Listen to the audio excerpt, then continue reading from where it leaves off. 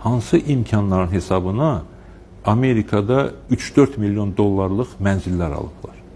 Hardan alıblar bunu? Hansı imkanlarla bunu əldə ediblər?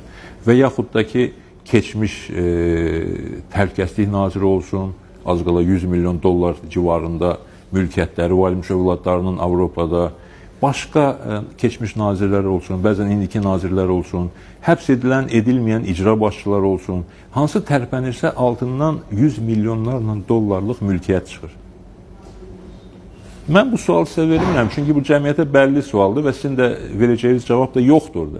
Siz durub Heydər Əliyev hakimiyyətinin keçmiş nazirlərindən biri haqqında danışırsınız. Yəni bu mövzuda çox detallara getmək istəmirəm. Həbslə bu mövzu qutaran mövzu deyil. Çünki sizin hakimiyyətin elə bir nümayəndəsi yoxdur ki, o korrupsiyaya bulaşmamış olsun. Yoxdur elə bir adamınız. Olsa adamın adı mənə deyərsiz. Korrupsionerlərə də sertifikat verib, təhlükəsizlik qarantiyası verib, Rəsul Quliyevdən sonra onları reabilitasiya edib, təzədən hakimiyyətin əleyhinə qaldıranlardan ən böyük qüvvələri elə müxalifətçilərdir. Və Pənah Hüseynin bir sözünü demək istəyirəm, şəxs adına dedim. Görürsünüz, yenə imkan vermir danışmağa. Sıralarını zəhərləyən bəs elə qüvvələr oldu ki, onlar göstərdilər ki, Rəsul Quliyevin timsalında müxalifətçi kim imişsə?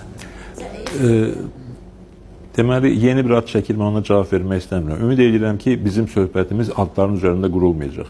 Mən o fikri son vaxtlar tez-tez təkrar edirəm ki, müdrik adamlar ideyalar haqqında danışırlar. Biz ancaq ideyalar haqqında danışırlar.